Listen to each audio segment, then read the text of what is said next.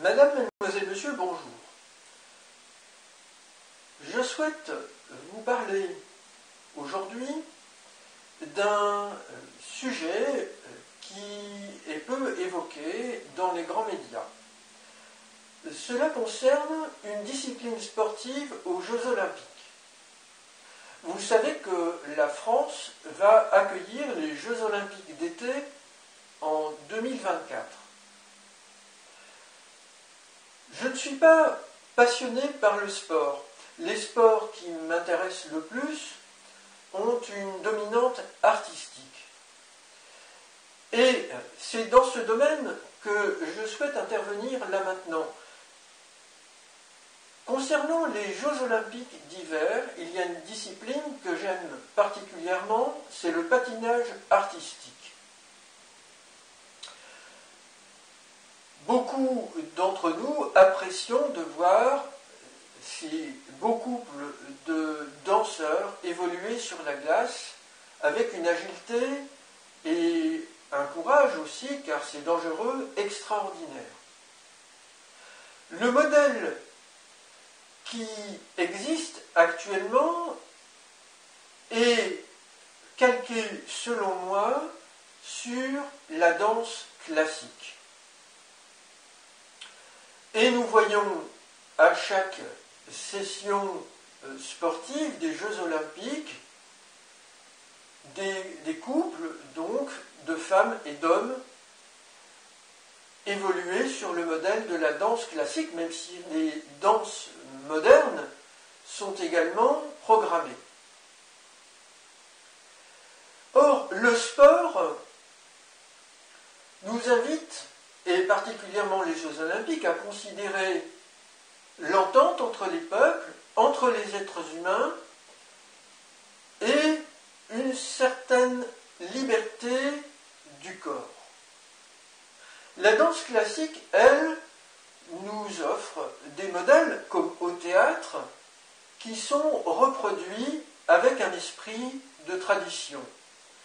Et les couples dans la danse classique sont très fréquemment des femmes et des hommes. Donc des couples de femmes et d'hommes.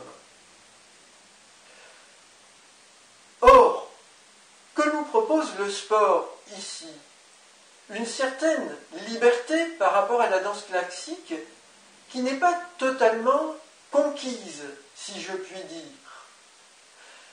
C'est l'un des rares sports, ou le seul peut-être, aux Jeux Olympiques, qui exprime le désir amoureux, le couple amoureux, et même l'érotisme avec une certaine pudeur qui va de soi, bien entendu.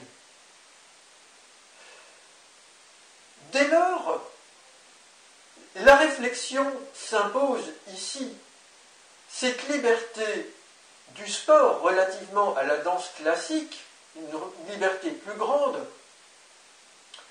offre la possibilité pour le patinage artistique que des couples de femmes ou des couples d'hommes aient la possibilité aussi d'entrer dans la compétition et de proposer leur spectacle. L'humanité est ainsi, et il me semble choquant que si des associations qui s'intéressent de près aux questions des couples de femmes, d'hommes dans la société, à leur acceptabilité conformément aux lois de la nature, il me semble choquant d'imaginer que le comité olympique refuserait. J'invite donc toutes les personnes, tous les groupes qui sont sensibles à cette question de la représentation des couples de femmes et d'hommes aux Jeux Olympiques, et je pense particulièrement au patinage artistique, toutes les personnes donc à s'entendre, à faire notamment une pétition ou des pétitions sur le sujet pour les Jeux Olympiques 2024, et même à préparer des manifestations joyeuses, positives si l'on peut dire, pour donner envie que cette facette qui est pour le moment refoulée, consciemment ou inconsciemment, de la compétition du patinage artistique, puisse être exprimée pleinement, reflétant ainsi le désir de nombreux humains de voir des couples de femmes ou des couples d'hommes entrer en compétition, en même temps que l'on voit ces très beaux couples de femmes et d'hommes dans le patinage artistique. Je suggère aussi, si c'est possible, il y a des patinoires, je crois, en France qui tournent aussi l'été, même si elles sont plus rares. Je crois qu'il y en a, je ne pratique pas moi-même, j'ai pratiqué pendant mon enfance.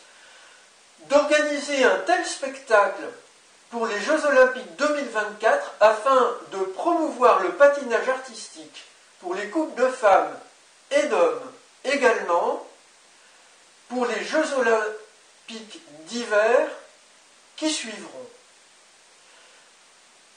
Madame, mademoiselle, monsieur, je vous remercie vivement pour votre accueil à cette idée originale et je vous souhaite une excellente continuation.